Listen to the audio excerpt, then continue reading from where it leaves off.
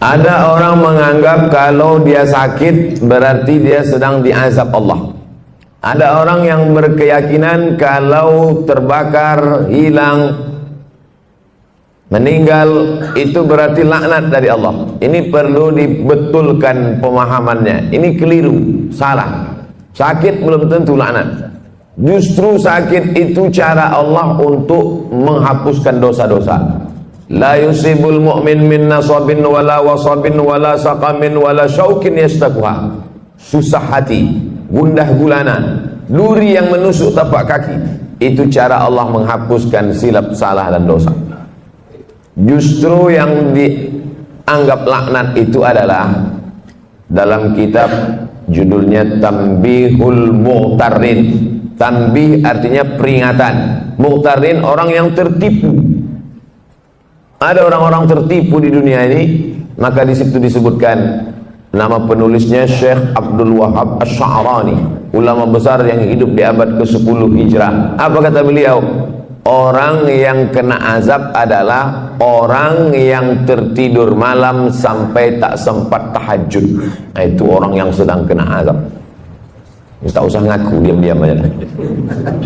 Siapa yang malam ini tak tahajud sampai tertidur, bangunnya menjelang azan subuh, itulah orang yang sedang kena azab atas dosa di waktu siang. Tapi Allah masih sayang sama dia. Dosanya waktu siang itu diazab Allah dengan tidak menikmati manisnya tahajud malam, diazab Allah di dunia supaya di akhirat nanti tak dapat lagi azab. Dosa orang yang melakukan perbuatan maksiat di waktu siang, maka diharamkan Allah mendapatkan manisnya, nikmatnya munajat, bersujud, berdoa di tengah malam. Nah, jadi banyak yang kita anggap azab sebenarnya bukan azab. Miskin bukan azab, susah bukan azab, risau bukan azab, duri menusuk tapak kaki bukan azab, dilaporkan ke Mabes bukan azab. Saudara yang dimuliakan Allah Subhanahu wa taala, justru azab adalah ketika tertidur lelap sampai azan subuh tiba. Alhamdulillah, malam ini yang paling afdolnya tahajud itu jam berapa Pak Ustaz? Sepertiga malam. Malam itu dihitungnya sejak jam berapa? Dari mulai setelah Isya. Jadi ngitungnya dari jam 8, 9, 10, 11, 12, 1, 2, 3, 4, 5. Dibagi 3. 9, 10, 11, 12, 1, 2, 3, 4, 5. Begitu cara membagi malam itu. Maka yang paling afdal adalah 12, 1, 2. Itu makanya ada ustadz dulu menjelaskan kapan waktu yang afdal salat tahajud ustadz? Ya agak-agak jam 2 lah. Tapi zaman Nabi tak ada jam. Dari mana ustadz tahu jam 2? Saya kok tanya-tanya. Udah begitu dari dulu. Cara ngitungnya begitu. Ngitung malam itu dari azan Isya ke azan subuh. Nah, jadi kalau dihitung dari jam 8 azan Isya, 9, 10, 11, 12, 1, 2, 3, 4, 5. Jadi kalau saya tahajud jam 9 Pak Ustaz, sah. Tapi waktunya tak afdal, tak utama. Dia mau pergi naik pesawat ke luar negeri, pesawatnya jam 11. Habis Isya itu sholat dia. Tapi tak ada tidur dulu.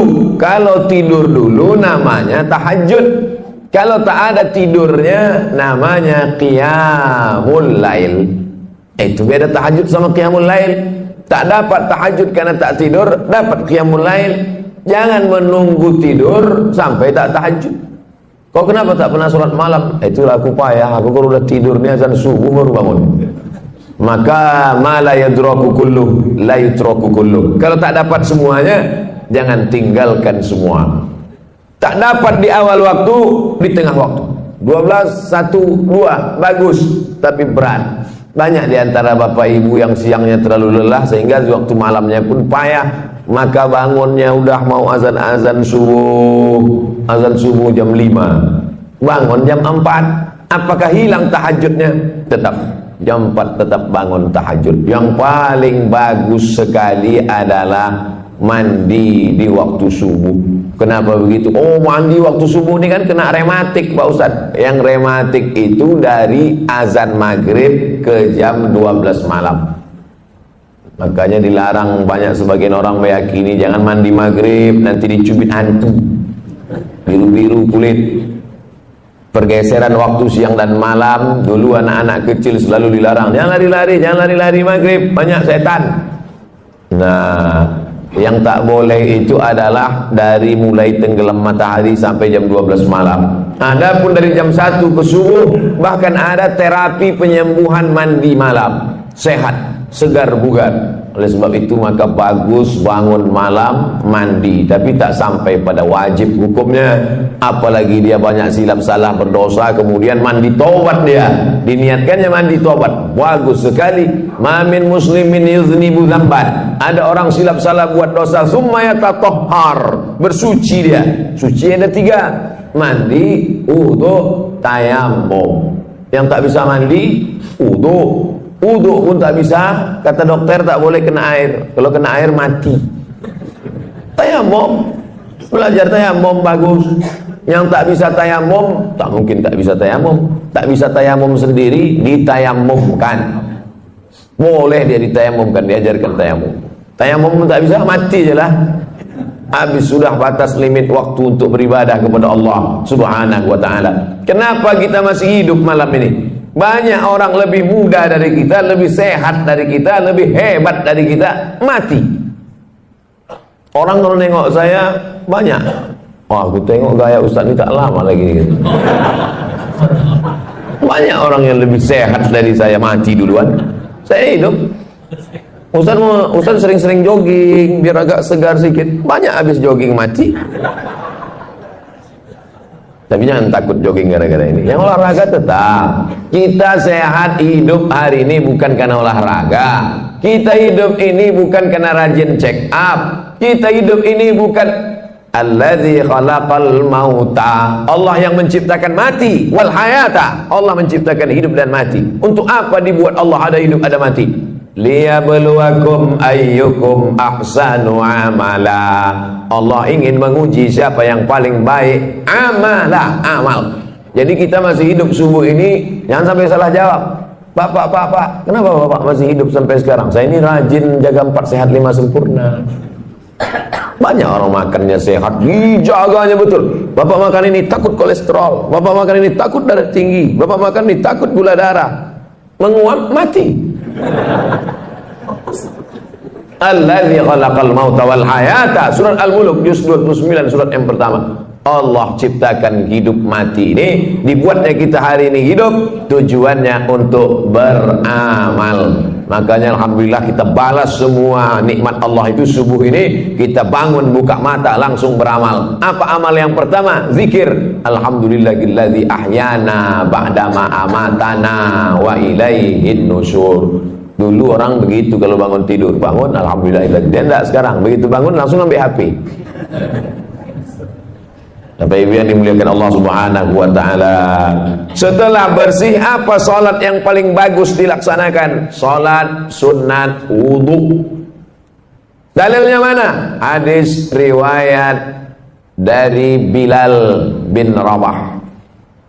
Bilal, ya Rasulullah, ku dengar suara selopmu dalam surga. Suara sendal bergesek ke lantai, kresek. Apa maknanya kalau kita dengar suara selop orang? Itu menunjukkan dia dekat, suara selopnya kedengaran. Sebagian orang begitu, ada juga sebagian lagi tak terdengar suara selopnya, tercium bau asapnya. Merokok. Ku dengar suara selop sendalmu dalam surga, hai Bilal. Apa amal kau Bilal? Kata Bilal, aku tak pernah meninggalkan solat sunnah setelah bersuci berwudu. Tak pernah dibuat Nabi, tak pernah disuruh Nabi, tak pernah diajarkan Nabi, tak pernah Nabi mengatakan, hai orang beriman, kalian kalau habis wudu solat sunatlah kalian. Tak pernah. Itu murni inisiatif, ide dari Bilal. Setiap habis wudu solat sunat dia, setiap habis wudu solat sunat dia.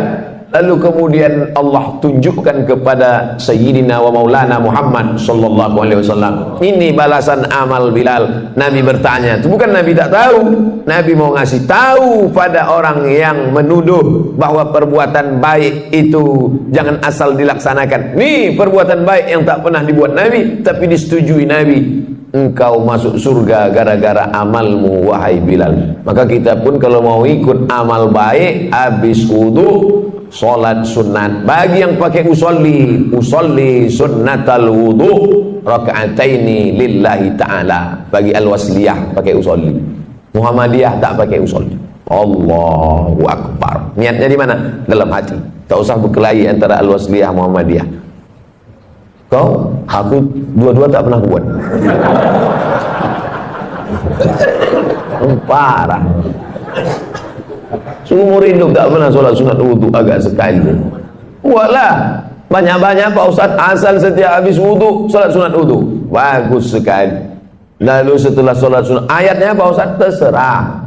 Faqra'u ma tayassara minal Qur'an. Bacalah apa yang mudah bagimu dari Al-Quran. Ghairil maghdubi alaihim waladdallin. Amin. Apa yang ingat? Kebetulan orang baru balik haji. Ingat ayat haji? Wa atimmul hajja wal umrata lillah. Ayat apa ingat? Ayat tentang kurban Pak Ustaz. Inna a'tainakal kautsar fasholli li rabbika wanhar inna syani'aka huwal abtar. Apa aja ayat yang kau ingat? Itu baca.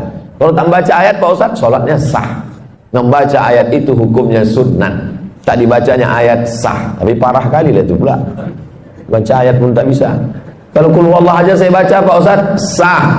Ada sahabat Nabi membaca ayat dalam sunat, solat sunat, dari mulai habis isya sampai azan subuh.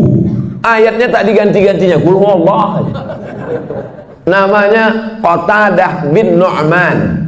Nama kitab yang menceritakan Al-Musnad. Nama pengarang Al-Musnad Ahmad bin Hambal, meninggal tahun 241. Nama kerennya Imam Hambali. Hambal artinya karpet. Orang Medan bilang hambal karpet kan? Coba bawa hambal tuh, hambal. Imam Hambali, Ahmad bin Hambal. Di dalam kitab itu disebutkan, hadisnya sahih. Qatadah bin Nu'man salat sunat dari isya sampai subuh, ayatnya qul huwallah tak diganti-gantinya.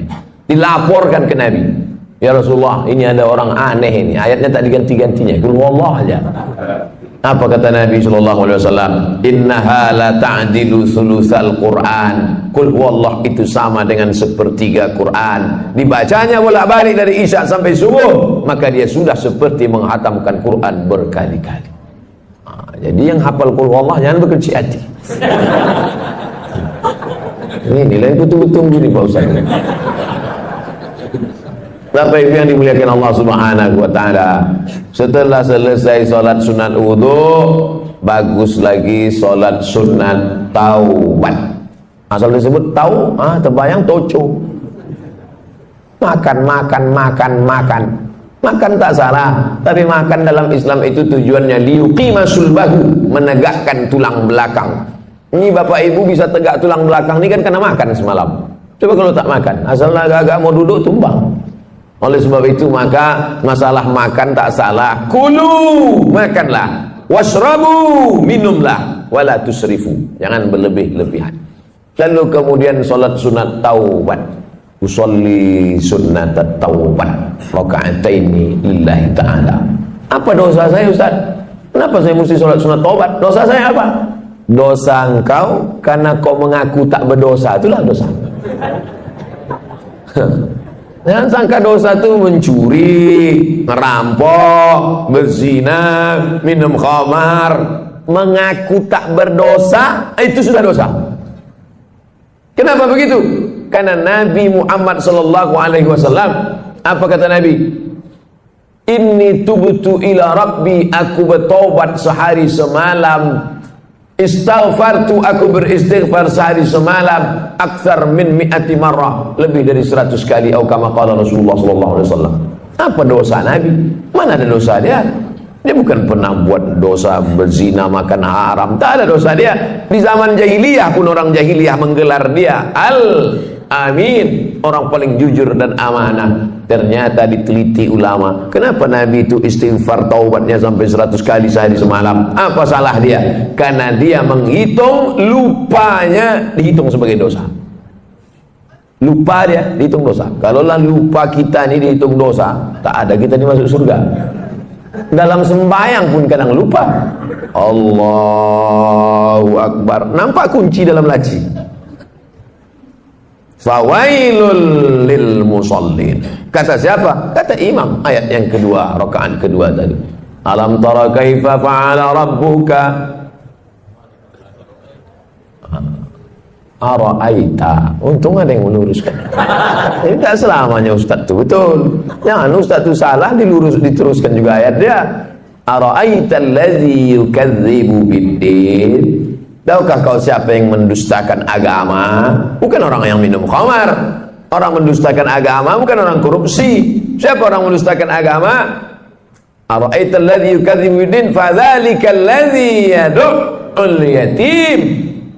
Kalau ada orang rajin puasa sunat, bolak-balik haji ke Makkah, tapi anak yatim tak bayar uang sekolah, dia diam, itulah orang mendustakan agama. Fadzalika alladzi yad'ul yatim wa la yahuddu ala ta'amil miskin. Saya baru dapat video. Anak kecil bersandar di dinding, digeser sama petugas, jatuh, mati dalam kelaparan.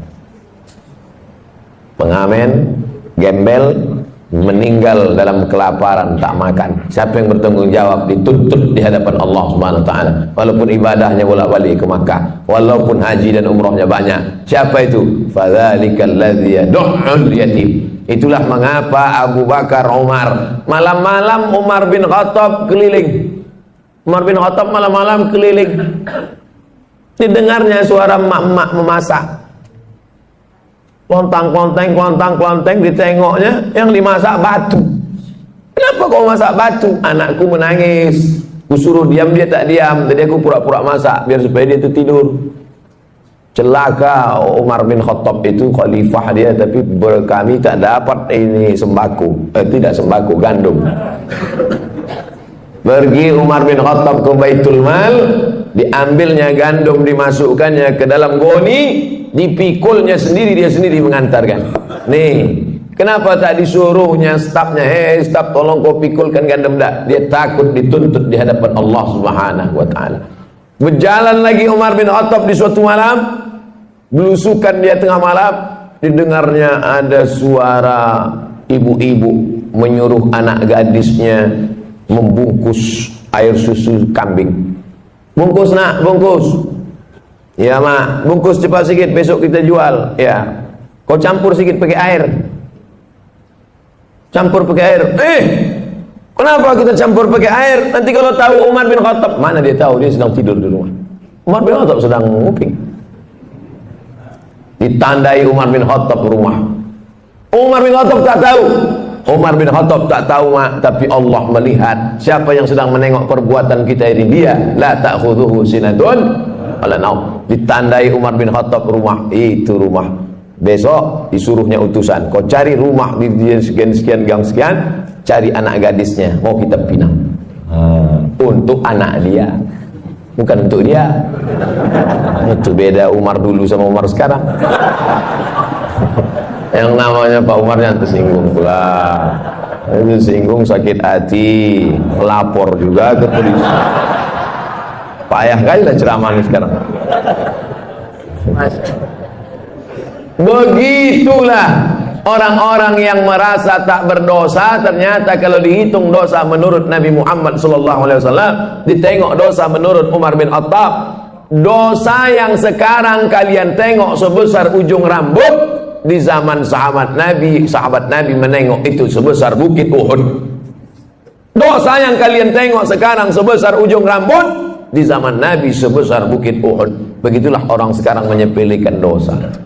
Kau kan berdosa. Alah, tak banyak kali. Tetangga kita lebih parah dari itu. Menyepelekan dosa. dosa besar, dosa kecil, bukan ditengok dosanya, tapi di hadapan siapa dosa itu dilakukan. Bukan ditengok besar kecil dosa, tapi di mana dan di hadapan siapa dilakukan. Ngupil, maaf cakap, ngupil ngorek tai hidung, mana pula dosa? Carilah ayat Quran yang melarang ngorek hidung, tak ada. Tapi coba kalau dilakukan di istana negara, diliput 10 stasiun TV live. Diundang ke istana, dapat penghargaan, pas sedang duduk-duduk ngupil. Semua TV, RCTI, SCTV, MNC TV, TVRI, semua live. Itu jadi berita besar apa tak besar? Besar. Semua orang menengok. Kalau perbuatan kecil ditengok orang banyak menjadi besar, bagaimana dengan perbuatan kita yang disaksikan oleh yang maha besar? Oleh sebab itu maka jangan pernah menyepelekan yang kecil. Inti yang ingin saya sampaikan, jangan sampai merasa tak berdosa. Kita ini banyak silap, banyak salah, banyak salah. Apa dosa saya? Apa dosa saya? Apa silap saya? Saat kau merasa tak bersalah, tak bersilap, tak berdosa, saat itu engkau adalah orang paling banyak berbuat silap, salah dan dosa. Yang paling afdal solat sunat taubat. Yang sudah melaksanakan alhamdulillah, yang belum besok malam mudah-mudahan masih hidup lagi. Setelah sholat sunat taubat, ini mesti nih Pak Ustaz, namanya juga sunat. Ini kan cerita kita ini sunat, bukan wajib. Kalau perintahnya kuat, wajib. Kalau tidak kuat, sunat. Larangannya kuat, haram. Larangannya tak kuat, makruh. Tak disuruh, tak dilarang, mubah. Nah, ini 5 kotak ini jangan digeser-geser. Perintahnya kuat, wajib. Tak kuat, sunat. Larangannya kuat, haram. Kurang kuat, makruh. Tak disuruh, tak dilarang, mubah. Jangan digeser. Yang sunat dinaikkan ke wajib, yang makruh dinaikkan ke haram. Sesak napas orang. Udah diatur itu semua sama ulama fikih. Nama ilmunya fikih. Orang yang paham fikih itu disebut faqih. Itu tuan faqih itu. Apa arti faqih itu? Entahlah, dari dulu dah gitu, siapa tanya. Nama ilmunya fikih. Nama orang yang berilmu tentang fikih itu namanya faqih. Jamaknya fuqaha. Sudah begitu menurut para ulama fuqaha. Ya. Kata Ustaz itu tadi fuqaha. Iya, fuqaha. Fuqaha itu apa? Ya, ulama-ulama juga lah. Ada ulama tafsir, ada ulama hadis, ada ulama fikih. Jamaknya fuqaha. Setelah sholat sunat taubat, sholat sunat tahajud. Sholli sunat tahajud raka'ataini lillahi ta'ala. Sholatul laili masna masna. Sholat malam itu 2 rakaat salam, 2 rakaat salam, 2 rakaat salam, 2 rakaat salam. Berapa rakaat Pak Ustaz? Nabi Muhammad SAW 8 rakaat. Saya tak sanggup Pak Ustaz 8 rakaat. Jadi kalau saya buat 2 rakaat, jadilah daripada tidak sama sekali. 2 rakaat. Ada orang-orang dulu pernah membuat 2 rakaat nih Pak Ustaz. Ada. Utsman bin Affan pernah buat 2 rakaat. Rakaat pertama 15 juz. Rakaat kedua 15 juz. Kalau rakaatnya banyak, ayatnya pendek-pendek. Siapa itu? Anaknya cerita. Nama anaknya Abdullah. Nama ayahnya Ahmad. Abdullah bin Ahmad. Nama atuknya Hambal. Abdullah bin Ahmad bin Hambal. Abdullah, ya, ayah kau ulama besar. Oh, imam mazhab. Mazhab yang ketiga, paling tua Hanafi, nomor 2 Maliki, nomor 3 Syafi'i, nomor 4 Hambali. Ayahnya imam mazhab yang keempat di Baghdad, Irak. Ayah kau ulama besar. Ulama besar, hebat. Berapa rakaat sembahyang malamnya? 300 rakaat. 300 rakaat. Sebelum masuk penjara. Begitu masuk penjara disiksa, sakit. Keluar dari penjara 150 rakaat. Imam Ahmad bin Hanbal. Kita berapa rakaat? 8 rakaat. Itu pun ayatnya sehembus napas. Saking kencangnya tak ingat. Nauzubillah. Jadi membandingkan diri kita ini dengan ulama. Ada ulama namanya Sajjad. Sajjad artinya orang banyak sujud, maka disebut dia dengan Imam As-Sajjad. Namanya Ali, nama atuknya Ali juga, Ali bin Husain bin Ali, suami Fatimah binti Muhammad sallallahu alaihi wasallam.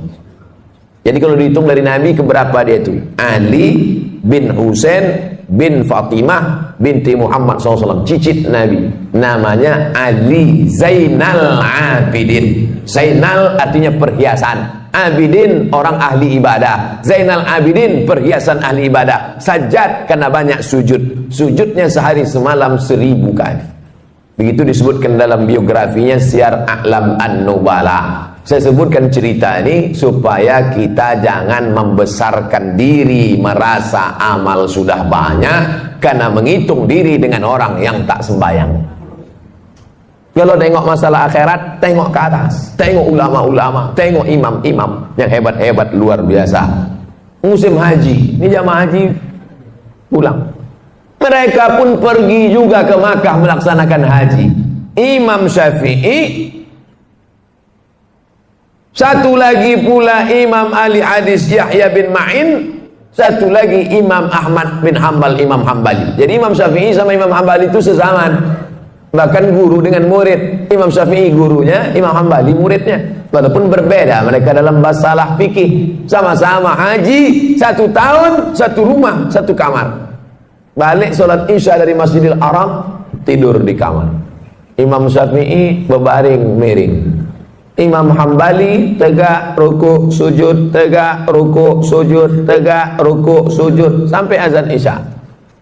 Selesai sholat subuh di Masjidil Haram, pulang, Imam Syafi'i bertanya, Hambali, ya, ku tengok kau tadi malam dari isya sampai subuh tegak rukuk sujud, tegak rukuk sujud, apa yang kau buat? Kata Imam Hambali, aku mengkhatamkan Quran dalam tahajudku malam tadi. Imam Syafi'i bertanya ke Imam Yahya bin Ma'in, Yahya, ku tengok kau tadi malam miring kiri, miring kanan, miring kiri, miring kanan, tak tidur-tidur. Apa yang kau buat? Aku sedang menyeleksi hadis sahih, hadis palsu, hadis sahih, hadis palsu, hadis sahih, hadis palsu. Tidak pakai laptop, bukan macam Ustaz sekarang. Lalu mereka bertanya balik ke Imam Syafi'i, Syafi'i, kau menengok kami, berarti kau tak tidur tadi malam? Tidak. Apa yang kau buat? Aku mengeluarkan hukum halal, haram, makruh, mubah, 200 hukum keluar tadi malam dari Quran dan hadis. Andai kita jamaah yang keempat malam itu, kebetulan satu kloter sama orang itu, apa lagi yang kita buat malam itu agak? Mungkin nasib memoto mereka bertiga aja.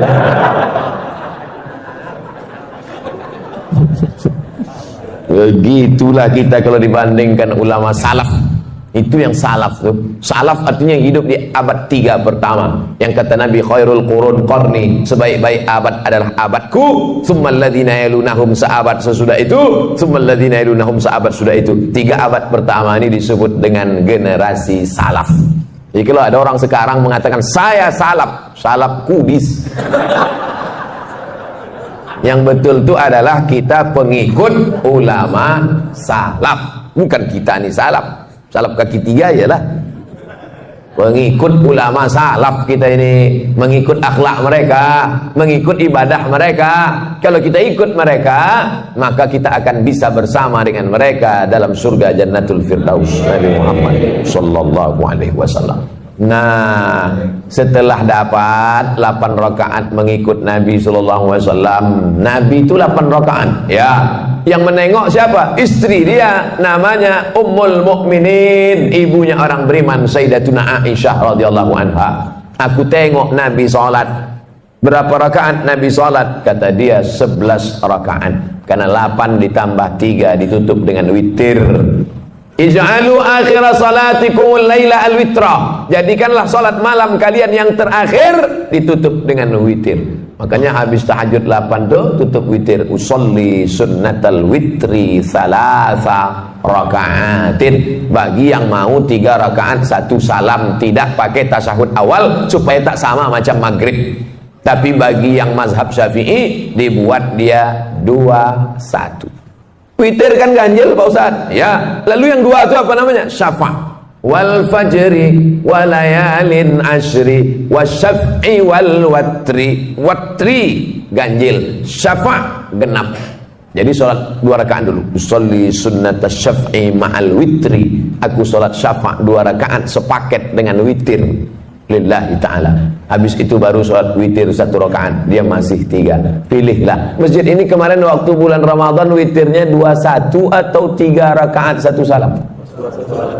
21 dengan 3 rakaat 1 salam. Dalam mazhab Syafi'i lebih afdal 21, karena yang 2 rakaat 1 salam itu iftitahnya 2 kali, tasyahudnya 2 kali, lebih banyak amalnya. Tapi saya tak menyalahkan yang 3 rakaat 1 salam tanpa tasyahud awal supaya tak sama dengan maghrib, karena ada juga dalam pendapat para ulama. Tak perlu mempermasalahkan yang tak masalah sehingga menjadi masalah. Disitulah letak masalahnya.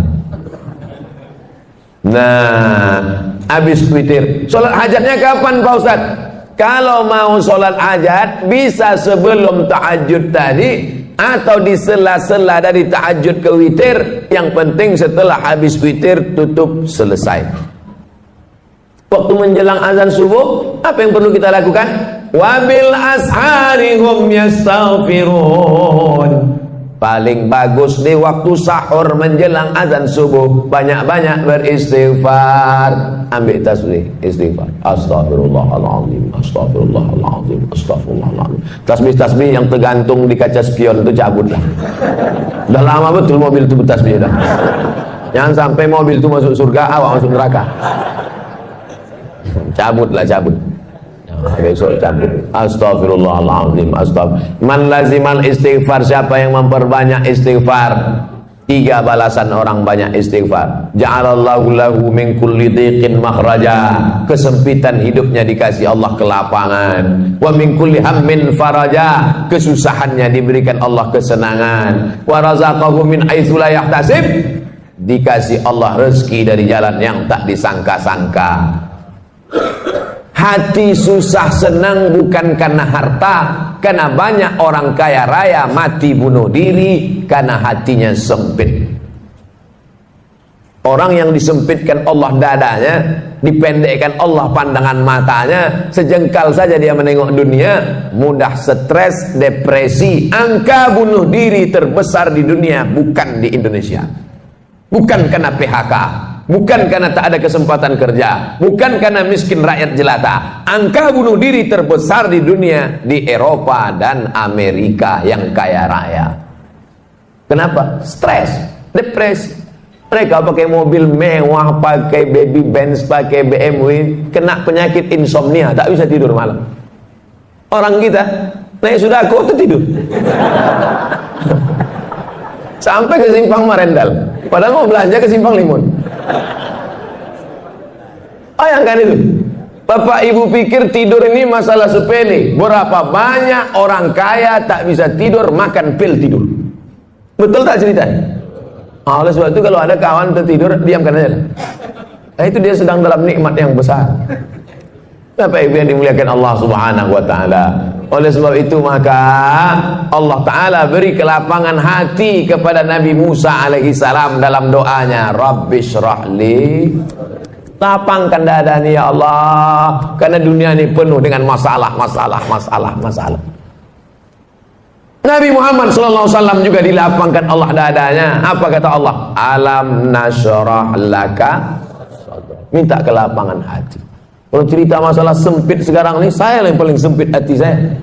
Saya sedang dilaporkan. Tapi karena didoakan oleh para jamaah, terutama yang paling banyak mendoakan saya, inilah panitia masjid subuh nih. Ya Allah, kami sudah memasang tenda di belakang semua. Kalau sampailah Ustaz itu stres tak bisa ceramah, hancurlah program kami. Bapak ibu yang dimuliakan Allah Subhanahu wa taala, dengan berzikir, bersolat, bertasbih, beristighfar bukan berarti manusia tidak menghadapi masalah, karena dunia tempat masalah. Tapi dengan berzikir, bertasbih, beristighfar adalah merubah cara kita menghadapi masalah. Allah berikan kelapangan hati, Allah berikan kesabaran, Allah berikan. Banyak orang-orang soleh itu mati di tiang gantungan. Siapa contohnya? Tonton film Umar Mukhtar, pejuang dari Libya yang menggantungnya Mussolini. Said Qutb meninggal di tiang gantungan. Pagi-pagi pas mau dia digantung itu, malam tuh mimpi dia menengok Nabi Muhammad sallallahu alaihi wasallam. Cerita tentang dia mau digantung malamnya jumpa Nabi itu diceritakan dalam ceramah ulama besar dari Mesir namanya Syekh Abdul Hamid Kishk. Syekh Abdul Hamid Kishk. Pas mau digantung pagi itu tersenyum dia. Nampaknya tiang gantungan itu macam tangan bidadari sedang melambai. Tak sabar dia mau mati menghadap Allah Subhanahu wa taala. Bukan macam orang-orang stres yang mau disuntik mati, ketakutan, ada permintaan macam-macam. Kau mati ni mau minta apa? Lontong sayur gitu. Saudara yang dimuliakan Allah Subhanahu wa taala. Hidup ini hanya tempat persinggahan sejenak dalam perjalanan panjang sementara sampai ke tujuan. Hidup ini tak sampai seperti setengah sayap nyamuk. Bukan sayap pesawat, sayap nyamuk. Hidup ini hanya setetes. Kalau dapat jangan sombong, karena yang kau dapat cuma setetes. Yang kaya raya, yang pejabat, yang hebat, cuma setetes. Yang tak dapat pun jangan terlalu sedih, karena yang tak dapat itu pun cuma setetes. Kita semua akan mati menghadap Allah. Apa yang akan dibawa? Berjumpalah ulama yang populer, yang masyhur, yang punya banyak jamaah, ulama fikih, dengan ulama yang tak terkenal, ulama mastur yang tak dikenal masyhur, ulama tasawuf. Meninggal ulama fikih yang populer, yang terkenal, yang viral, yang masyhur, yang hebat, yang punya jabatan itu mimpi berjumpa ulama tasawuf. Apalah yang kau dapat di akhirat dengan kepopuleran, dengan jabatanmu, dengan kehebatan namamu itu? Diambilnya debu, ditiupnya di tapak tangan. Itulah follower. Itulah semua. Ambil debu, hembuskan ke tapak tangan, tak bermakna. Lalu mana yang membuat engkau dapat rahmat Allah? 2 rakaat di tengah malam yang sunyi saat dan tak ditengok orang. Itulah yang dapat menolong di hadapan Allah Subhanahu wa taala. Oleh sebab itu paksa-paksakan diri, pasang alarm, jam weker agak 2 biji. 2 tak juga terbangun, beli jam yang ketiga yang bisa menyipak. Supaya terbangun kita di hadapan Allah. Rahimallahu imra'an, Allah mencurahkan rahmatnya pada suami allazi aiqadha ahlahu, yang membangunkan istrinya. Allah mencurahkan rahmat pada suami yang membangunkan istrinya dengan menyiramkan air, mengajak dia tahajud malam. Rahimallahu imra'atan, Allah merahmati istri perempuan. Ada laki-laki, ada lagi tren sekarang LGBT. Nauzubillah. Rahimallahu imra'atan, Allah merahmati perempuan allati aiqazat zaujaha, yang membangunkan suaminya. Al-mu'minun suami, wal mu'minat istri, ba'dhum awliya'u ba'd, saling tolong menolong dalam hal kebaikan walaupun kewajibannya itu suami. Ya ayyuhalladzina amanu, hai para suami, qu anfusakum, jaga istrimu, wa ahlikum, anakmu, naro, dari api neraka. Aslinya yang mengajak solat, yang mengajar solat, yang membangunkan solat, yang mengingatkan solat, suami. Tapi dunia sudah mau kiamat. Yang sekarang banyak bertanya, Ustaz, apa doanya biar suami saya mau solat? Jadi laki kau tak sembahyang? Enggak. Dari dulu atau sampai sekarang? Memang dari nikah tak sembahyang. Kenapa mau sama dia? Saya pun dulu tak sembahyang. Belakang-belakangan ini tobat saya Pak Ustaz. Laki saya tetap Fir'aun. Sabar ibu, sabar, banyak-banyak doa sama Allah. 2 gendangnya, kalau tak dia mati, ibu mati. Inilah bapak nih, cerita laki ibu tu mati, bapak ketawa pula. Mestinya sedih lah. Bapak ibu yang dimuliakan Allah Subhanahu wa taala. Sampai pada akhirnya azan subuh pun berkumandang. Tahanlah kita dengan wudhu tadi. Kalau wudhunya batal, diganti tajdidul wudhu, memperbaharui wudhu. Kalau saya ragu Pak Ustaz, batal apa tak batal? Batal apa tak batal? Al yaqinu la yuzalu bisyak. Keyakinan yang kuat tak mungkin dirusak oleh ragu. Hatta tasma'a sautan, jangan kau wudhu lagi, jangan kau batalkan solatmu. Kalau datang bisik-bisik, batal wudhumu, batal wudhumu, batal wudhumu, batal wudhumu. Jangan kau berhenti solat. Hatta tasma'a sautan, sampai kau dengar suara, au tajidari'an, atau kau cium bau. Dengar suara, tercium bau, baru batal. Tak ada suara, tak ada berbau, tak batal. Tak bersuara, bau, batal. Kadang kita ini kan diganggu-ganggu setan. Udah batal, udah batal, udah batal, udah batal. Itu memang kerja setan. Jangan disalah-salahkan setan. Kenapa setan ini gini? Itulah kerja aku, kata dia. Itulah kerja dia, SOP dia. SOS, standar operasional setan. Nah, azan subuh ke masjid. Raka'atul fajri, 2 rakaat qabliyah subuh, khairum minad dunya wa ma fiha. Siapa yang paling kaya di dunia ini sekarang? Bill Gates, yang punya Microsoft. Siapa yang paling kaya di dunia ini sekarang? Yang punya Yahoo, yang punya Google, Facebook. Siapa yang paling kaya di dunia ini sekarang? Yang paling kaya sekarang adalah kita, karena kita sudah dapat dunia dan seisinya. Qobliyah subuh. Yang tadi qobliyah subuh. Yang tadi tak qobliyah subuh, masbuk terlambat. Boleh qobliyah subuh setelah sholat subuh, tapi jangan di masjid. Balik ke rumah, qobliyah subuh, qadha, diganti. Tapi jangan tiap-tiap subuh. Sekali-sekali. Kalau tiap-tiap subuh itu namanya hobi. Usolli sunnatas subhi raka'ataini qabliyatan. Ayatnya rakaat pertama qul ya ayyuhal kafirun. Rakaat kedua qul huwallahu ahad. Kenapa itu ayat yang dipilih? Qul ya ayyuhal kafirun. Kau boleh tetangga dengan non-muslim, kau boleh sekantor dengan beda agama, tapi sebelum matahari terbit kau sudah kuatkan akidah wala ana abadu ma abadtum wala antum abiduna ma abud lakum dinukum. Jadi rakaat kedua kuatkan benteng, Tuhanmu bukan satu, bukan dua, bukan tiga. Qul huwallahu ahad, Allahus somad. Meminta hanya kepada dia, Allahus somad. Siapa dia? Lam yalid wa lam yulad walam yakul lahu kufuwan ahad. Habis itu barulah sholat subuh. Kalau qabliyah subuhnya saja lebih baik daripada dunia dan seisinya, apalagi sholat subuhnya. Kalau sudah sholat subuh macam sholat Jumat begini, ini tanda Palestina tak lama lagi akan merdeka. Tapi jangan subuhnya aja. Bapak Ibu yang dimuliakan Allah, Allah bisa karena biasa. Dari kecil terlonjak-lonjak, sudah besar terbawa-bawa, sudah tua terubah tidak. Oleh sebab itu anak-anak kecil ini dibangunkan pagi, sholat subuh, sholat subuh, sholat subuh. Sholat subuh nak, kata ayahnya. Apa kata emaknya? Biarkan aja lah bang, tanggal merah. Mana ada sholat tanggal merah? Oleh sebab itu maka dididik dia.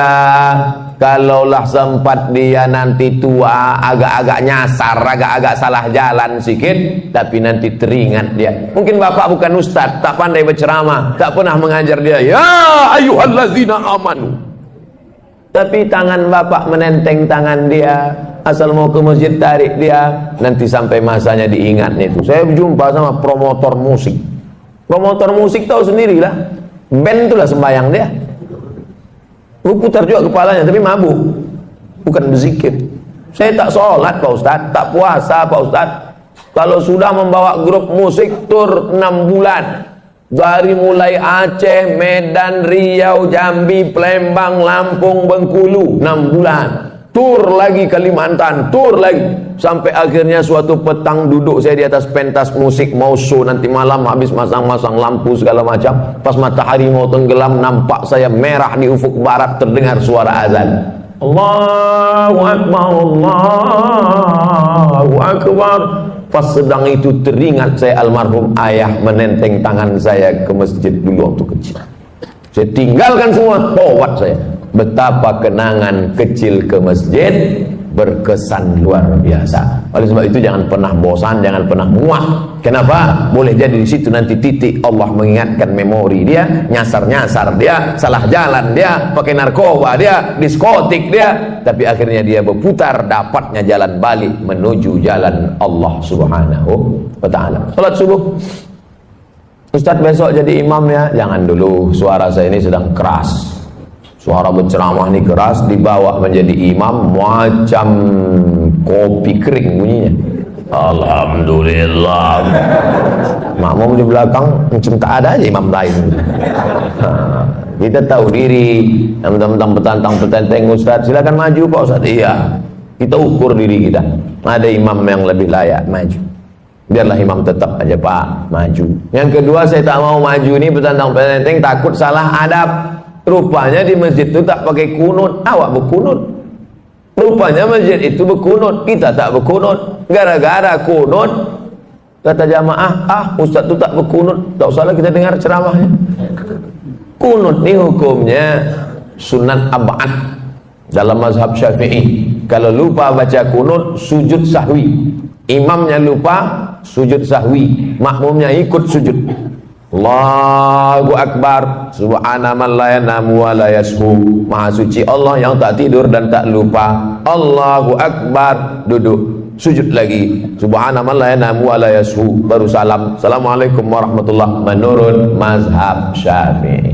Rupanya masjid kita tadi berkunut.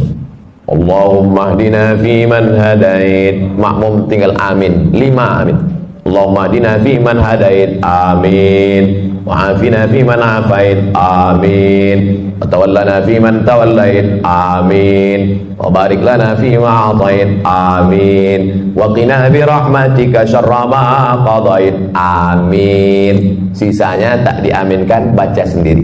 Fa innaka taqdi wa la yuqda 'alaika wa innahu la yadhillu man walayta wa la yu'izzu man hadayta tabarakta rabbana wa ta'ala. Falakal hamdu 'ala ma qadaita, nastaghfiruka wa natubu ilaik. Tutup dengan selawat. Wa sallallahu ala sayyidina Muhammadin nabiyil ummi wa ala alihi wa sahbihi wa baraka wa sallam. Tak hafal Pak Ustaz, gerak-gerakkan yang mulut. Doa sunat, diam aja, diam. Yang wajib itu rukun Fatihah. Sunat baca, tak bisa baca, diam. Ingat Allah Subhanahu wa taala. Lalu kemudian setelah sholat pula kita tak keluar masjid. Ma min muslimin yuznibu dzamban man shallal ghadata fi jama'atin. Siapa yang sholat subuh berjamaah, summa qa'ada yadhkurullah, habis sholat dia tak keluar masjid tapi duduk berzikir. Majelis ilmu ini majelis zikir, karena yang kita bahas, kita ceritakan tak ada lain Quran, hadis, pendapat ulama. Quran, hadis, pendapat ulama. Siapa yang sholat subuh berjamaah, duduk berzikir dengan Allah hatta tatul asyam, sampai terbit matahari. Mudah ngitungnya. Sekarang maghrib jam berapa? Jam 6.39. Nanti sholat isyraq mulai jam 6.39. Tapi tak berlaku di Saudi Arabia. Ini untuk Indonesia tropis. Bagi yang payah untuk menghitung kapan mulai sholat sunat isyraq, maka 6.39 sholat sunat isyraq. Syarat sholat sunat isyraq 3. Sholat subuh berjamaah, duduk berzikir mengingat Allah sampai terbit matahari. Sholat sunat isyraq 2 rakaat. Usolli sunnatal isyraq, pakai qaf. Isyraq artinya terbit matahari. Kalau pakai kaf, isyraq syirik. Kau sembahyang apa tadi? Sembahyang isyraq, sembahyang syirik lah. Nama waktunya syuruq, nama sholatnya isyraq. Usolli sunnatal isyraq raka'atain lillahi ta'ala. Nanti kita sholat sunat isyraq. Habis ini saya jawab pertanyaan. Sholat sunat isyraq 2 rakaat. Hadis riwayat Tirmidzi, status hadis hasan, layak diamalkan. Siapa yang sholat subuh berjamaah, duduk berzikir dengan Allah sampai terbit matahari, sholat sunat isyraq 2 rakaat, apa pahalanya? Kanat lahu ka ajri hajjatin wa umrah, dapat pahala macam haji dan umrah. Tamah, sempurna. Yang sudah bayar ONH jangan bangga. Bayar 2017, berangkat 2031. Kenduri tiap tahun. 2030 mati. Tapi Allah kasih jalan lain. Yang tak punya duit jangan kecewa, jangan kecil hati. Sholat subuh berjamaah, duduk berzikir dengan Allah sampai terbit matahari, sholat sunat isyraq 2 rakaat. Tapi yang udah bayar ONH jangan ditarik balik. Jangan nanti balik dari sini pergi ke bank. Saya tarik balik ONH, kenapa? Tadi udah dapat pahala macam haji dan umrah. Tak dapat sekali sehari, seminggu sekali. Alhamdulillah subuh ini dapat kita laksanakan. Akhirnya saya mulai jam tadi 5:30, sekarang 6:30, sesuai janji 60 menit. Diurutkan dari mulai bangun tidur sampai terbit matahari. Selanjutnya kita jawab pertanyaan. Nanti selesai ini kita masing-masing langsung sholat sunat isyraq masing-masing. Supaya saya kasih tahu supaya jangan menghidupkan kamera masing-masing. Kita sedang safar. Safar maksudnya musafir. Namanya safar, orangnya musafir. Ketika masuk masjid, masuk waktu sholat maghrib, apakah bisa kita berimam sholat maghrib seperti biasa, tidak jamak qashar, setelahnya baru kita menjamak qashar? Ya, Allahu Akbar, Allahu Akbar. Mobil pun, kendaraan pun masuk ke masjid, halaman masjid maksudnya, bukan dalam masjid. Banyak sekarang orang kalau musafir itu, habis itu pergi balik, rupanya numpang kencing aja.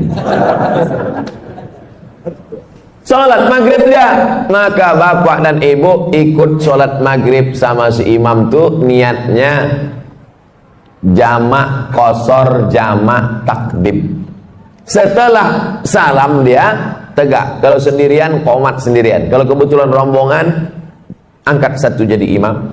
Sholat isya jamak qashar, jamak takdim. Udah selesai. Kasusnya sekarang zuhur. Pas zuhur ikut imam, jamak qashar, jamak takdim. Berapa rakaat? 4. Tapi qashar 2 Pak Ustaz. Kenapa 4? Karena imamnya mukim.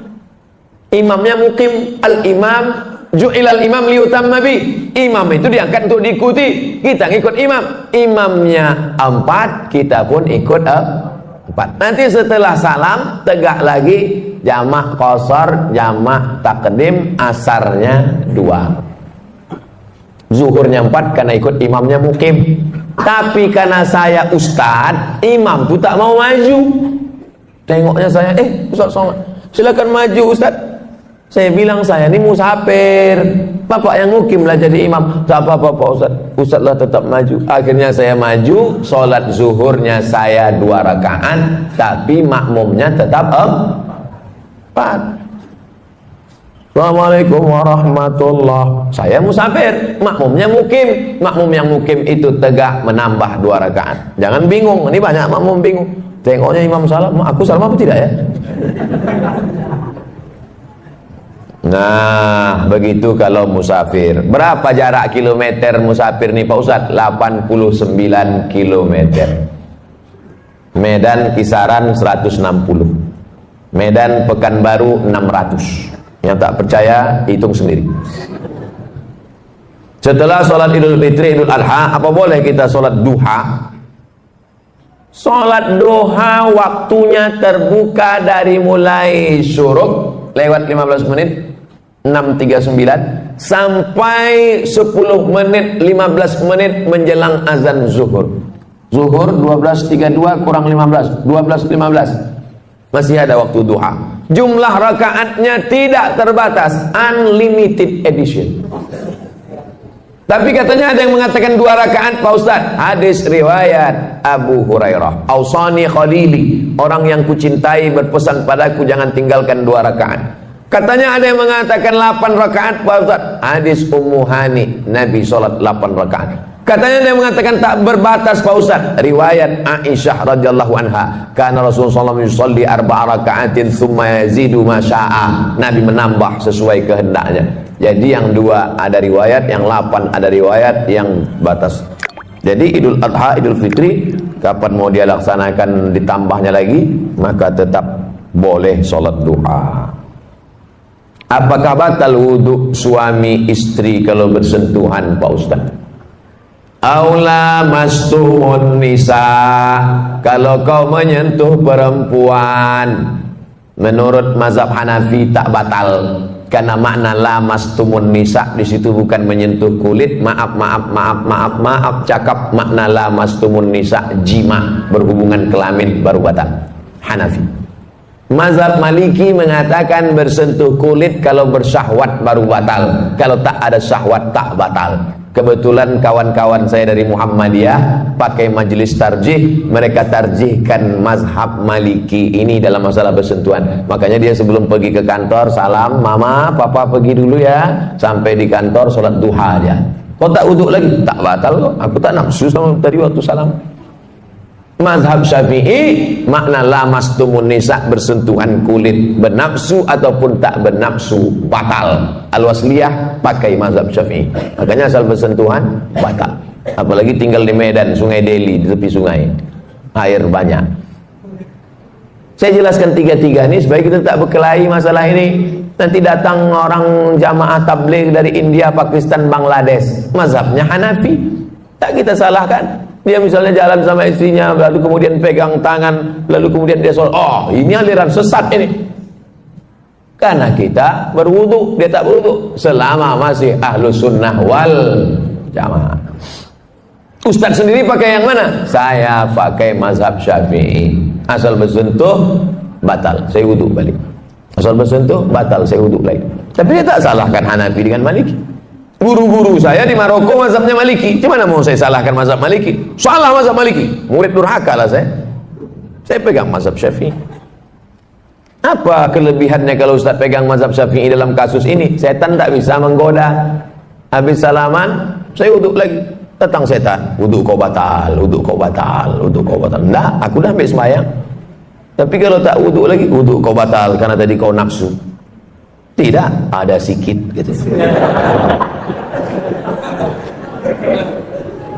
Semoga Pak Ustadz dirahmati Allah, amin. Pak Ustadz, saya ibu rumah tangga, umur 52 tahun. Bagaimana cara menjaga istiqomah? Sering-sering ziarah kubur. Apalagi yang suka ke mall, sering-sering nengok ziarah kubur. Pergi ke tempat belanja, shopping, mengejar dunia. Mau itu, mau ini, mau itu, mau ini, sampai tas kulit, baju, 3 lemari. Mati, habis diambil bini abang tu yang baru. Tapi kalau kita mengingat mati, secukupnya hidup bersahaja. Adapun kelebihan duit, berikan, bayarkan sekolah anak yatim, kasih makan fakir miskin, membuat kita istiqomah. Sering-sering menengok orang sakit, sering-sering menengok orang mati, sering-sering mengingat mati, hidupkan pengajian-pengajian. Siapapun ustadz yang berceramah ke masjid ini, datang, duduk, diam, dengar. Ngantuk-ngantuk sedikit, diampunkan Allah SWT. Apa hukum menyambut tahun baru Pak Ustadz? Tahun baru Hijriah sepakat ulama diawali pada masa pemerintahan Umar bin Khattab. Ketika itu gubernur namanya Abu Musa al-Ash'ari berkirim surat, malu kita tak punya kalender. Akhirnya bermusyawarah sahabat, ditetapkanlah 1 Muharram sebagai tahun baru Islam, Hijrah namanya. Adapun Masehi, kita baru pakai kalender Masehi sejak Republik Indonesia ikut anggota PBB. Dulu nama kalendernya itu kalender Julian, karena Julian itu adalah kaisar Romawi yang membuat kalender Julian. Bulan 1 dibuat nama patung, namanya Januari. Januari itu kepalanya 2. Carilah patung Januari di internet. Patung Januari, kepalanya 2, satu ke muka, satu ke belakang. Itu maka dibuat dia bulan 1, karena dia meninggalkan 2019, menatap 2020. Romawi punya, sebelum Nabi Isa alaihissalam. Lalu kemudian kalender Julian ini diambil dari Romawi, dibawa ke Vatikan Roma pada masa Paus Gregorius. Makanya kalender itu berubah, sekarang namanya menjadi Gregorian Calendar. Dari Kaisar Julian ke Paus Gregorius. Ketika terbentuk PBB, Persatuan Bangsa-Bangsa, bingung mau pakai kalender mana. Akhirnya disepakatilah pakai kalender Gregorian Calendar. Dikirimkanlah ke seluruh dunia memakai kalender. Supaya sepakat, jangan sampai salah tanggal. Nanti jangan sampai PBB pakai Gregorian, Indonesia pakai Hijriah. Akhirnya clash, supaya sepakat tanggalnya, dipakailah seluruh anggota PBB memakai Gregorian kalender. Supaya tahu kita sejarah kalender ini datangnya dari mana, Romawi, Vatikan, barulah sampai ke kita. Makanya surat-surat sultan dulu, Sultan Delhi, Sultan Serdang, Sultan Langkat, Iskandar Muda Aceh, bahkan Sultan Jogja, semuanya pakai kalender Hijriah atau kalender Jawa, tahun Saka. Nah, ini tentang sejarah kalender. Tapi gubernur bupati kita di Indonesia sudah bagus banyak. Malam tahun baru itu supaya anak muda tidak mabuk, tidak geng motor, tidak pesta narkoba sampai pagi, dibuatlah acara zikir. Tahun lalu 2019 wali kota Langsa membuat zikir bersama live TV One tahun lalu, supaya anak-anak muda ini dialihkan perhatiannya. Kalau tidak mereka mabuk sampai pagi. Kertas terakhir. Saya menyukai pekerjaan saya, tapi tidak dengan atasan saya. Berdasarkan sumber terpercaya, terkesan tak bertanggung jawab dan berkhianat. Bagaimana sikap yang disukai Allah yang harus saya lakukan dalam menghadapi pemimpin yang munafik seperti ini, Pak Ustadz? Man ra'a minkum mungkaran. Kalau kau menengok kemungkaran, munafik, zalim, aniaya, berarti dia mungkar. Kalau kau tengok kemungkaran di depan matamu, apa yang kau lakukan? Falyughayyirhu biyadihi, robah dengan tangan. Kalau sanggup dengan tangan, robah. Tak sanggup merubah dengan tangan, fabilisani, dengan lidah. Bercakap, ngomong, sanggup tak? Speak up. Ngomong pun tak sanggup, fabi qalbi, diam dengan hati. Berdoa kepada Allah, mudah-mudahan diganti Allah dengan yang lebih baik. Amin. Wa dzalika al-aful iman, itulah selemah-lemah iman. Sanggup dengan tangan, robah. Tak sanggup dengan tangan, lisan. Tak sanggup dengan lisan, dengan iman dalam hati. Begitu dalam hadis Nabi Muhammad sallallahu alaihi wasallam. Semua sudah ada tuntunannya dalam Quran dan Sunnah. Taraktu fikum amraini, ku tinggalkan tak banyak untuk bekal kalian, kata Nabi, dua saja. Inta masaktum bihima, kalau kamu pegang yang dua ni, lan tadillu abada, tak akan sesat untuk selamanya. Al-Quran dan Sunnah Rasulullah. Terus hidupkan kajian-kajian tafsir hadis di masjid di rumah kita. Mudah-mudahan kita selamat dunia dan akhirat.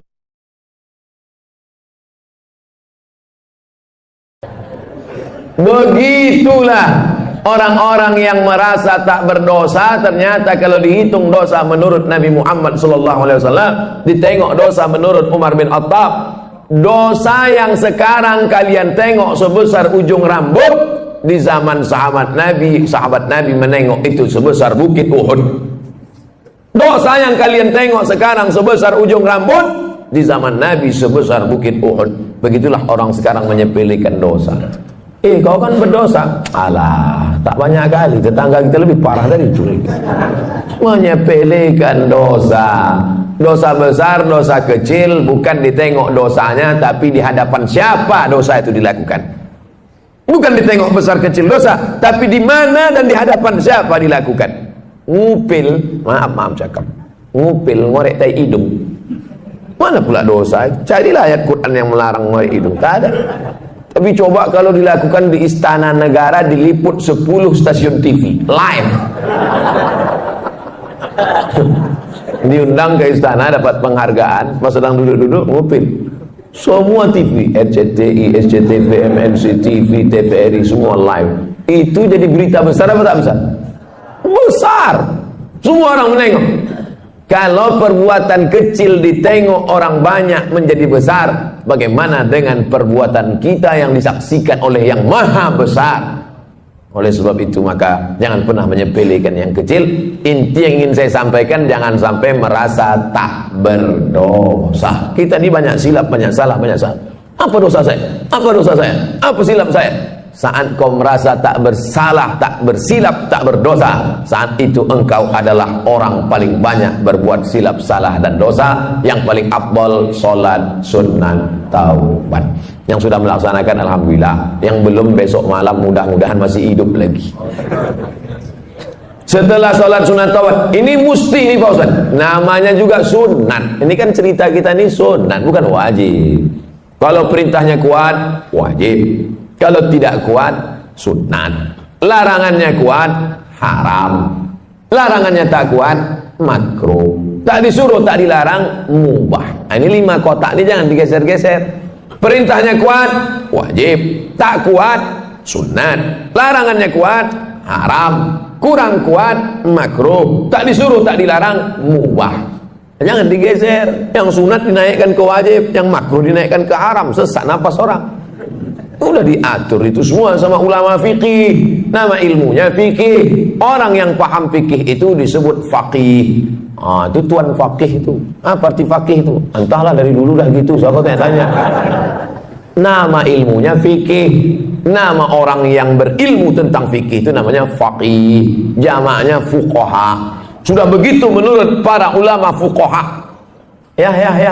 Kata Ustaz itu tadi fuqaha. Iya, fuqaha. Fuqaha itu apa? Ya, ulama-ulama juga lah. Ada ulama tafsir, ada ulama hadis, ada ulama fikih. Jamaknya fuqaha. Setelah sholat sunat taubat, sholat sunat tahajud. Usolli sunnat tahajud raka'ataini lillahi ta'ala. Sholatul laili masna masna. Sholat malam itu 2 rakaat salam, 2 rakaat salam, 2 rakaat salam, 2 rakaat salam. Berapa rakaat Pak Ustaz? Nabi Muhammad SAW 8 rakaat. Saya tak sanggup Pak Ustaz 8 rakaat. Jadi kalau saya buat 2 rakaat, jadilah daripada tidak sama sekali. 2 rakaat. Ada orang-orang dulu pernah membuat 2 rakaat nih Pak Ustaz. Ada. Utsman bin Affan pernah buat 2 rakaat. Rakaat pertama 15 juz. Rakaat kedua 15 juz. Kalau rakaatnya banyak, ayatnya pendek-pendek. Siapa itu? Anaknya cerita. Nama anaknya Abdullah. Nama ayahnya Ahmad. Abdullah bin Ahmad. Nama atuknya Hambal. Abdullah bin Ahmad bin Hambal. Abdullah, ya, ayah kau ulama besar. Oh, imam mazhab. Mazhab yang ketiga, paling tua Hanafi, nomor 2 Maliki, nomor 3 Syafi'i, nomor 4 Hambali. Ayahnya imam mazhab yang keempat di Baghdad, Irak. Ayah kau ulama besar. Ulama besar, hebat. Berapa rakaat sembahyang malamnya? 300 rakaat, 300 rakaat. Sebelum masuk penjara. Begitu masuk penjara disiksa, sakit. Keluar dari penjara 150 rakaat. Imam Ahmad bin Hanbal. Kita berapa rakaat? 8 rakaat. Itu pun ayatnya sembus napas. Saking kencangnya tak ingat. Nauzubillah. Jadi membandingkan diri kita ini dengan ulama. Ada ulama namanya Sajjad. Sajjad artinya orang banyak sujud. Maka disebut dia dengan Imam As-Sajjad. Namanya Ali. Nama atuknya Ali juga. Ali bin Husain bin Ali, suami Fatimah binti Muhammad sallallahu alaihi wasallam. Jadi kalau dihitung dari Nabi keberapa dia itu? Ali bin Husain bin Fatimah binti Muhammad SAW, cicit Nabi. Namanya Ali Zainal Abidin. Zainal artinya perhiasan, Abidin orang ahli ibadah. Zainal Abidin perhiasan ahli ibadah. Sajjad karena banyak sujud. Sujudnya sehari semalam 1000 kali. Begitu disebutkan dalam biografinya Syiar A'lam An-Nubala. Saya sebutkan cerita ini supaya kita jangan membesarkan diri, merasa amal sudah banyak karena menghitung diri dengan orang yang tak sembahyang. Kalau tengok masalah akhirat, tengok ke atas, tengok ulama-ulama, tengok imam-imam yang hebat-hebat luar biasa. Musim haji, ini jamaah haji pulang. Mereka pun pergi juga ke Makkah melaksanakan haji. Imam Syafi'i, satu lagi pula Imam ahli hadis Yahya bin Ma'in, satu lagi Imam Ahmad bin Hanbal, Imam Hambali. Jadi Imam Syafi'i sama Imam Hambali itu sezaman, bahkan guru dengan murid. Imam Syafi'i gurunya, Imam Hambali muridnya, walaupun berbeda mereka dalam masalah fikih. Sama-sama haji, 1 tahun, 1 rumah, 1 kamar. Balik sholat isya dari Masjidil Haram, tidur di kamar. Imam Syafi'i berbaring miring, Imam Hambali tegak rukuk sujud, tegak rukuk sujud, tegak rukuk sujud sampai azan isya. Selesai sholat subuh di Masjidil Haram, pulang, Imam Syafi'i bertanya, Hambali, ya, ku tengok kau tadi malam dari Isya sampai subuh tegak rukuk sujud, apa yang kau buat? Kata Imam Hambali, aku mengkhatamkan Quran dalam tahajudku malam tadi. Imam Syafi'i bertanya ke Imam Yahya bin Ma'in, Yahya, ku tengok kau tadi malam miring kiri, miring kanan, miring kiri, miring kanan, tak tidur-tidur, apa yang kau buat? Aku sedang menyeleksi hadis sahih, hadis palsu, hadis sahih, hadis palsu, hadis sahih, hadis palsu. Tidak pakai laptop, bukan macam Ustaz sekarang. Lalu mereka bertanya balik ke Imam Syafi'i, Syafi'i, kau menengok kami, berarti kau tak tidur tadi malam? Tidak. Apa yang kau buat? Aku mengeluarkan hukum halal, haram, makruh, mubah. 200 hukum keluar tadi malam dari Quran dan hadis. Andai kita jamaah yang keempat malam itu, kebetulan satu kloter sama orang itu, apa lagi yang kita buat malam itu agak? Mungkin asik memoto mereka bertiga aja.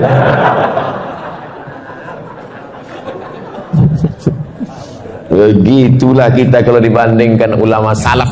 Itu yang salaf tuh. Salaf artinya hidup di abad 3 pertama. Yang kata Nabi, khairul qurun qarni, sebaik-baik abad adalah abadku, tsummal ladzina yalunahum, seabad sesudah itu, tsummal ladzina yalunahum, seabad sudah itu. 3 abad pertama ini disebut dengan generasi salaf. Jadi kalau ada orang sekarang mengatakan saya salaf, salaf kudis. Yang betul itu adalah kita pengikut ulama salaf, bukan kita nih salaf. Salaf kaki 3 ialah pengikut ulama salaf kita ini, mengikut akhlak mereka, mengikut ibadah mereka. Kalau kita ikut mereka, maka kita akan bisa bersama dengan mereka dalam surga Jannatul Firdaus. Nabi Muhammad sallallahu alaihi wasallam. Nah, setelah dapat 8 rakaat mengikut Nabi sallallahu alaihi wasallam, Nabi itu 8 rakaat, ya. Yang menengok siapa? Istri dia, namanya Ummul Mukminin, ibunya orang beriman, Sayyidatuna Aisyah radhiyallahu anha. Aku tengok Nabi salat.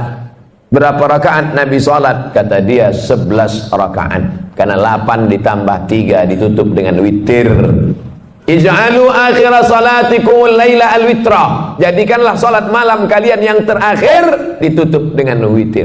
Makanya habis tahajud 8 tu tutup witir. Usolli sunnatal witri salasa raka'atin. Bagi yang mau 3 rakaat 1 salam, tidak pakai tasyahud awal supaya tak sama macam maghrib. Tapi bagi yang mazhab Syafi'i dibuat dia 2-1. Witir kan ganjil Pak Ustaz, ya. Lalu yang 2 itu apa namanya? Syafa' wal fajri walayalin ashri wasyaf'i wal watri. Watri ganjil, syafa' genap. Jadi sholat 2 rakaat dulu. Usolli sunnat syaf'i ma'al witri. Aku sholat syafa' 2 rakaat sepaket dengan witir lillahi ta'ala. Habis itu baru sholat witir 1 rakaat. Dia masih 3. Pilihlah. Masjid ini kemarin waktu bulan Ramadan witirnya 21 atau 3 rakaat 1 salam. 21 dengan 3 rakaat 1 salam. Dalam mazhab Syafi'i lebih afdal 21, karena yang 2 rakaat 1 salam itu iftitahnya 2 kali, tasyahudnya 2 kali, lebih banyak amalnya. Tapi saya tak menyalahkan yang 3 rakaat 1 salam tanpa tasyahud awal supaya tak sama dengan maghrib, karena ada juga dalam pendapat para ulama. Tak perlu mempermasalahkan yang tak masalah sehingga menjadi masalah. Disitulah letak masalahnya. Nah, habis witir, sholat hajatnya kapan Pak Ustaz? Kalau mau sholat hajat bisa sebelum tahajud tadi atau di sela-sela dari tahajud ke witir. Yang penting setelah habis witir tutup selesai. Waktu menjelang azan subuh, apa yang perlu kita lakukan? Wabil asharihum yastaghfirun. Paling bagus di waktu sahur menjelang azan subuh, banyak-banyak beristighfar. Ambil tasbih, istighfar. Astaghfirullahaladzim, astaghfirullahaladzim, astaghfirullahaladzim. Tasbih-tasbih yang tergantung di kaca spion itu cabutlah. Udah lama betul mobil itu bertasbih dah. Jangan sampai mobil itu masuk surga, awak masuk neraka. Cabutlah, cabut. Besok cabut. Astaghfirullahaladzim, astaghfirullah. Man lazimal istighfar, siapa yang memperbanyak istighfar, Tiga balasan orang banyak istighfar. Ja'alallahu lahu min kulli dhiqin makhraja. Kesempitan hidupnya dikasih Allah kelapangan. Wa min kulli hammin faraja. Kesusahannya diberikan Allah kesenangan. Wa razaqahu min haitsu la yahtasib. Dikasih Allah rezeki dari jalan yang tak disangka-sangka. Hati susah senang bukan karena harta, karena banyak orang kaya raya mati bunuh diri karena hatinya sempit. Orang yang disempitkan Allah dadanya, dipendekkan Allah pandangan matanya, sejengkal saja dia menengok dunia, mudah stres, depresi. Angka bunuh diri terbesar di dunia bukan di Indonesia, bukan karena PHK, bukan karena tak ada kesempatan kerja, bukan karena miskin rakyat jelata. Angka bunuh diri terbesar di dunia di Eropa dan Amerika yang kaya raya.